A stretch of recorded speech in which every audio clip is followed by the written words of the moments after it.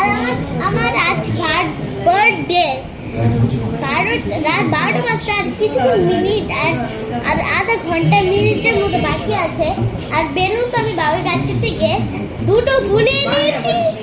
আমি একটাই ফুলাতে বলেছিলাম, কিন্তু আরেকটা ফুলিয়ে দিয়েছে, কোনটা? অরেঞ্জটা। আর এই জায়গাটা অনেক মজার, তোমরাও যদি খেলতে চাও আমার সাথে তাহলে আসো।